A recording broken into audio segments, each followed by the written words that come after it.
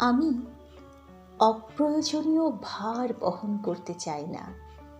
যে সম্পর্ক, অনুভূতি বা দায়িত্ব আমাকে ধীরে ধীরে ক্লান্ত করে তোলে, সেখান থেকে সরে আসাই আমার নিজের প্রতি যত্ন।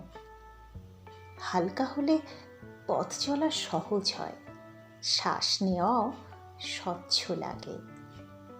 মানুষ, স্মৃতি বা প্রত্যাশা যেখানে আমার মূল্য নেই, সেখানে নিজেকে আটকে রাখার কোনো মানে নেই। ছেড়ে আসা কখনো দুর্বলতা নয়, বরং নিজের শান্তিকে বেছে নেওয়ার সাহস। নিজের ভালোবাসা নিজেকেই আগে দিতে হয়, এতে কোনো অপরাধ নেই।